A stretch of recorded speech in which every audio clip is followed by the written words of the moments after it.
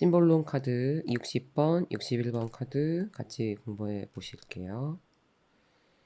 60번 카드는 널리 알려진 제목은 종교 재판인데 제가 의견 대립이라고 바꿔놨습니다. 이건 저의 생각이고요. 자, 카드 그림을 보시면 왼쪽은 처녀 자리에 수성 사인, 그리고 오른쪽은 사수 자리 목성 사인이 이렇게 있어요. 이 카드는 쉬운데 처녀 자리는요, 굉장히 합리적이고 이성적인 아이예요. 그런데 목성의 사수 자리는 그림을 보시면 교황이잖아요. 그래서 성직자이기 때문에 종교를 음, 굉장히 뭐라 그래야 돼. 종교적 특징을 가지고 있어요. 그러니까 우리 갈릴레오 그거 딱 생각하면 될 것 같아요. 그때 종교와 과학이 중세 시대에 충돌을 했잖아요. 그겁니다, 딱. 그래서 종교와 이성, 종교와 과학의 충돌. 그러니까 이걸 상징적으로 나타내는데 이게 꼭 종교랑 과학이 아니라 나와 너의 의견 대립. 이렇게 보면 될 것 같아요. 그래서 자세히 보시면 자, 이성적인 처녀 자리와 이성을 중시하는 처녀 자리. 그러니까 여기 서 있는 이 여인이 되겠죠? 그리고 종교적인 사수 자리. 여기 재판관이 되겠죠. 이 장면은 분명히 이제 법정이긴 하지만 지금 여러분이 법정에 갈 일은 없으니까 그냥 저는 의견 대립이 굉장히 팽팽한 상황이다. 이렇게 봤어요. 의견 충돌이 있다. 이런 상황.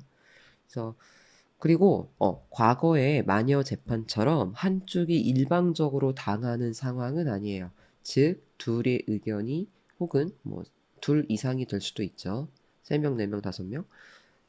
이 의견이 팽팽한 겁니다. 예를 들어 지금 휴가철이잖아요. 근데 우리 가족이 4명이야. 그 4명이 근데 가고 싶은 장소가 다 달라. 이럴 수 있잖아요. 누구는 계곡에 가자. 누구는 집에 그냥 있자. 누구는 해외여행을 가자. 이런 식으로 의견이 다 다른 그런 상황입니다.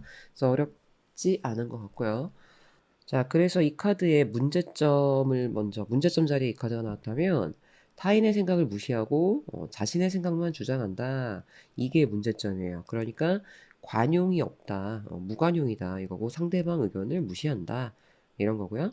그리고 이 카드가 만약에 해결 방법에 떴다면 이게 되게 극심한 신문이나 고발을 당한다라고 가이드북에 나와 있는데 이게 무슨 소리냐면 정말로 여러분이 법정에 끌려가는 일은 없을 거 아니에요. 그죠? 그래서 이 신문이나 고발을 당하는 그런 상황, 즉, 한바탕 의견이 충돌하는 장이 좀 펼쳐져야 된다. 토론의 장. 그러니까 만나서 정말 붙어야 된다. 이걸 나 혼자 꽁하게 생각하고 있을 게 아니라 서로 만나서 테이블에 둘러앉아서 대화를 함으로써 토론을 해서 나도 좀 공격을 받고 다른 사람의 의견을 좀 듣고 이런 자리가 마련돼야 된다. 그거 같아요. 그리고 그 자리에서 나의 의견이 반박을 분명히 당하겠죠. 그것이 신문처럼 고통스러울 수 있더라도 이런 자리는 마련이 돼야 된다. 의견을 다 펼쳐놓고 주장하는 그런 자리. 그래서 저는 그렇게 생각을 했습니다. 그리고 결과 자리에 이 카드가 나왔다면 타인의 의견을 받아들이는데 너그러워지고 더 이상 본인만 옳다고 느끼지 않는다. 이런 결과가 나옵니다. 그러니까 좀 헷갈리죠. 만약에 결과 자리에 이게 딱 떴는데 종교재판이야. 그럼 이걸 어떻게 해석해야 될까?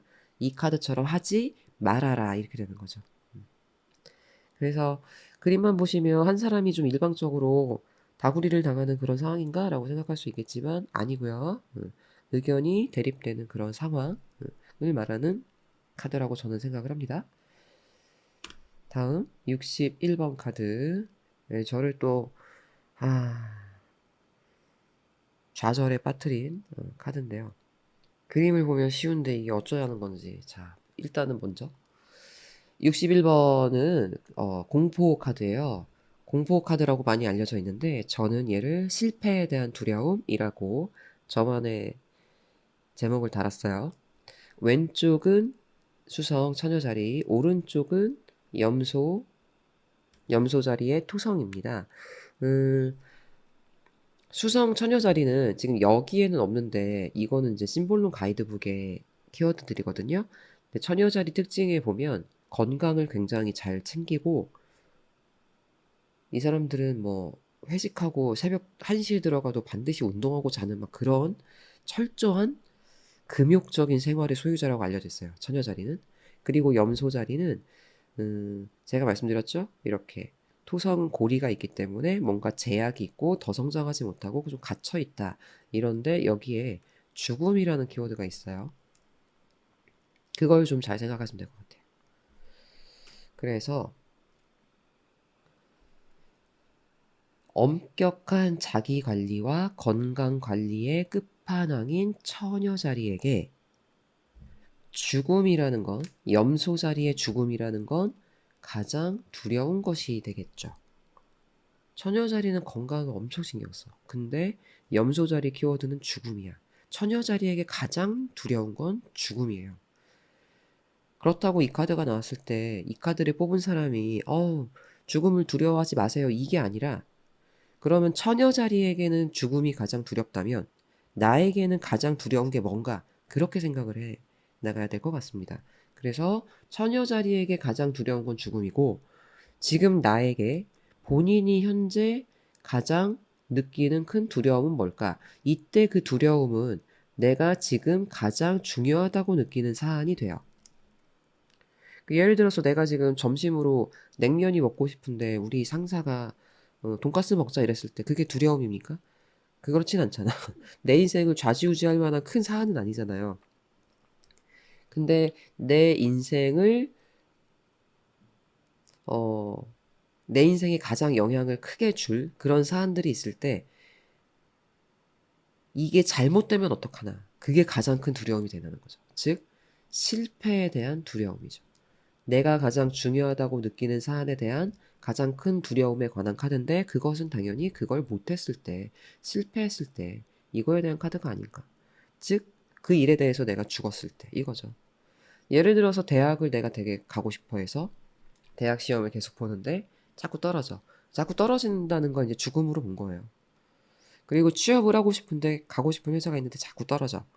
그럼 그 자꾸 떨어지는 실패하는 그 상황이 죽음이 되는 거죠. 그렇게 보시면 될 것 같아요. 그리고 그 실패하는 상황, 취업에 떨어지는 상황이 나에겐 가장 큰 두려움이 되는 거고 연애를 못할 수도 있고 결혼에 실패할 수도 있고 사업이 잘 안 될 수도 있고 이게 얼마나 사업가들에겐 가장 큰 두려움이겠어요. 사업이 안 되는 거. 자영업자도 마찬가지고. 그리고 공부를 해야 되는데 캡틴 타로처럼 공부가 되게 안 돼. 막혀. 어우, 정말 죽음과도 같은 두려움이죠. 그나마 저는 이 타로랑 오라클 카드를 취미로 하고 있기 때문에 이렇게 세워라 내워라 하면서 손을 놓고 있지만 이런 걸 만약에 전문 번역가나 데드라인 정해놓고 하시는 분들이면 얼마나 큰 스트레스겠어요. 어우, 상상만 해도 끔찍합니다, 진짜. 자, 그리고 건강. 내가 만약에 건강이 매우 안 좋다면 정말 죽음 그 자체가 가장 큰 두려움이 될 수 있겠죠. 자, 문제점은 그래서 이 카드가 문제점 자리에 나왔다면 제가 영문 가이드북 해설서를 그대로 갖고 왔는데 자, 당신은 지금 억압하고 있습니다. 짓누르고 있습니다. 당신에게 필요로 한 바로 그걸 억압하고 있어요. 피하고 있어요. 그리고 그러므로 당신은 지금 억압하고 있는 겁니다. 당신의 두려움을. 즉 여기서 여러분한테 필요한 걸 지금 억압하고 있다 그랬는데 그게 바로 여러분의 두려움이라는 거예요. 한마디로 뭐냐면 두려움을 좀 맞서야 된다. 두려움을 만나야 된다. 이거예요. 근데 두려움이 무서우니까 두려움이 무섭지. 두려움을 자꾸 피하는 거야. 억압하는 거야. 즉 대학에 도전도 안 하고 취업에 도전도 안 하고 연애에 도전도 안 하고 이런 겁니다. 결혼도 도전을 안 하고 3포 세대 거의 뭐 이런 거예요. 그래서 문제는 지금 여러분이 하고 싶은 게 있는데 그거의 실패에 대한 두려움 때문에 그걸 못 하고 있다. 자꾸 회피하고 있다. 안 하고 있다. 이렇게 보시면 될 것 같습니다. 그리고 해결 방법은 이것도 가이드북에 있는 문장을 제가 그대로 갖고 왔어요. 죽는 법을 배움으로써 당신은 또한 더 오래 살고 더 생존할 수 있는 힘과 용기를 배우게 되는 겁니다. 이렇게 나왔어요. 죽는 법을 한번 배워라. 한번 죽어라. 요거예요. 자, 죽는 법을 배움으로써 더 오래 사는 힘을 알게 된다 이거죠. 즉 내가 한번 실패를 했어. 즉 취업을 실패를 했단 말이에요. 근데 이 취업에서 실패한 내가 죽은 이유가 뭐냐면 토익 점수가 모자르대. 아 그러면 그 토익 점수를 더 올리면 다음번에는 살 거 아니에요. 이런 식으로 실패한 원인을 찾아서 즉 왜 죽었는지를 알아서 거기서 개선할 점을 찾아서 더 오래 살 수 있다. 이런 좋은 말이 가이드북에 있더라고요. 이거는 여러분 게임하다 보면 많이 만나는 상황 아닙니까? 그 게임하다 보면 그 판을 깨잖아요. 첫째 판, 둘째 판 이렇게 깨는데 내가 둘째 판에 자꾸 죽어. 근데 왜 이렇게 자꾸 죽지? 해서 늘 이렇게 같은 방식으로 그 판을 깨는 게 아니라 좀 다른 방식으로 아 이래서 깼네. 아 실패했네. 그래서 다음번에 다시 해야지. 다시 했을 땐 이렇게 해야지. 우리 그렇게 하잖아요. 그렇게 해서 그 판 깨잖아요. 그거하고 똑같아요. 자, 그리고 결과 자리 세 번째 카드 이게 나왔다면 그림 자체는 굉장히 무섭지만 결과 자리 나왔다면 이걸 극복해낸다는 거죠. 그래서 더 이상 죽음이 두렵지 않다. 한마디로 더 이상 실패가 두렵지 않다. 그리고 내려놓음을 배운다. 내려놓음, 마음을 좀 비우는 거죠. 아, 이번에 실패했지만 더 다음번에는 잘해서 내가 깨야지. 이 게임 판을 깨야지. 이렇게 생각을 해야지. 난 안 돼. 자꾸 실패만 하네. 안 할 거야. 도전 안 할 거야. 이렇게 하면 안 된다. 이거 같아요. 그래서 61번은 저의 생각이 이렇고요. 굉장히 많은 시간을 들였습니다. 다음 것도 열심히 하죠. 그럼 저는 다음 카드에서 만나 뵙겠습니다.